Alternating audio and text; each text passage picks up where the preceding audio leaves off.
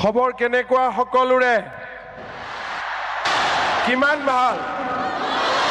বহুত ভাল মোৰ লগত সকলোৱে একেলগে ক'ব ভাৰত মাতা কি জয় বড়োহাৰিণী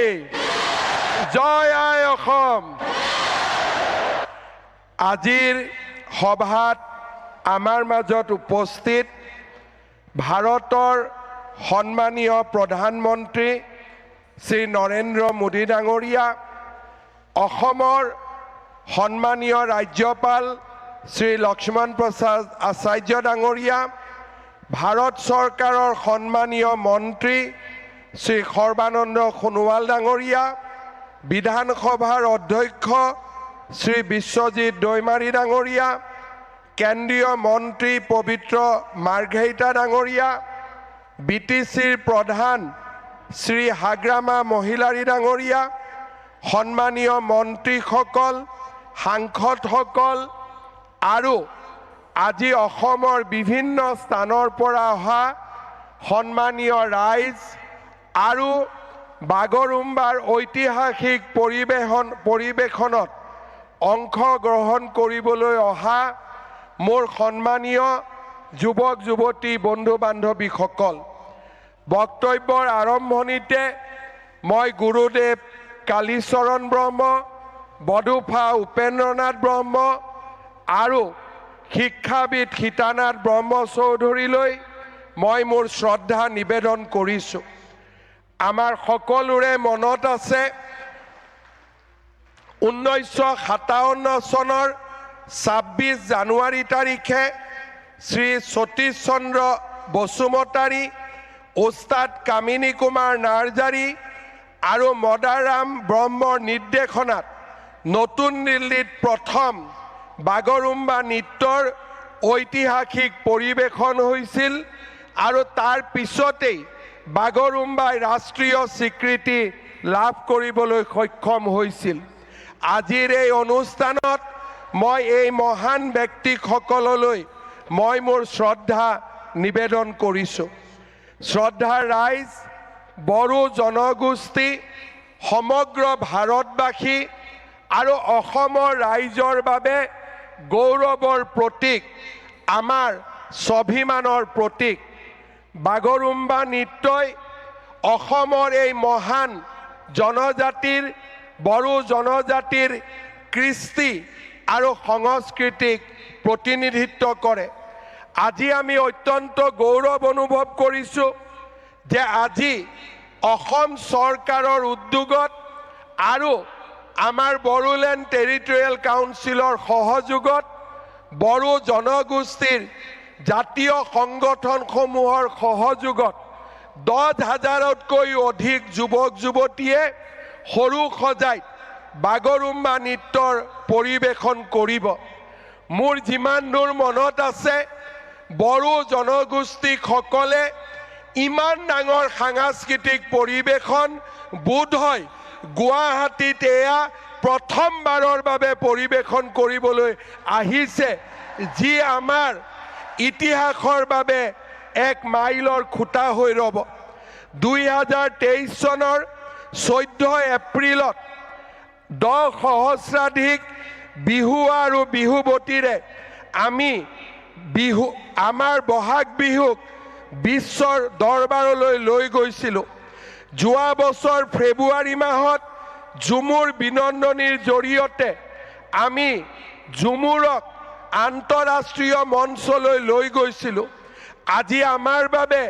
গৌৰৱৰ দিন যে আজি আমি বড়ো জনগোষ্ঠীৰ প্ৰতিবিম্ব কৃষ্টি সংস্কৃতিক প্ৰতিনিধিত্ব কৰা বাগৰুম্বাক খন্তেক সময় পিছতেই বিশ্ব দৰবাৰলৈ লৈ যাম শ্ৰদ্ধা ৰাইজ প্ৰধানমন্ত্ৰী নৰেন্দ্ৰ মোদী ডাঙৰীয়াৰ উপস্থিতিয়ে আজি আমাক এক অনন্য গৌৰৱ প্ৰদান কৰিছে যোৱা বছৰ প্ৰধানমন্ত্ৰী নৰেন্দ্ৰ মোদী ডাঙৰীয়াৰ নেতৃত্বত নতুন দিল্লীত বডুফা উপেন্দ্ৰনাথ ব্ৰহ্মৰ প্ৰতিমূৰ্তি স্থাপন কৰা হৈছিলে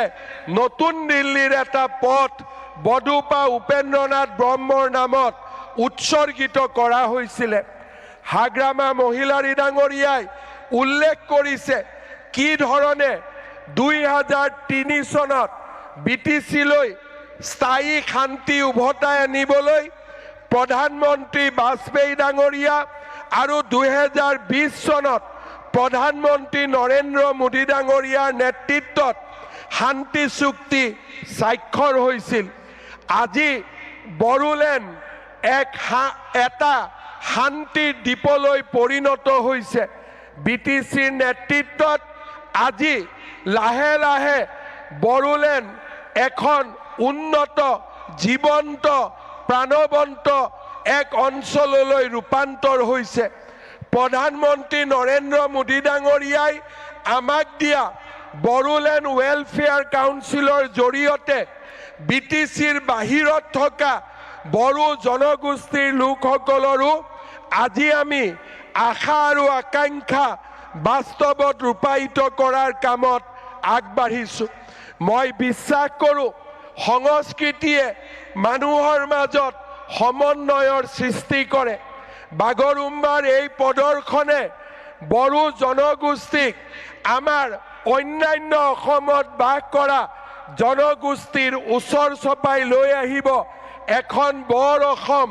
আৰু এখন মহান ভাৰতৰ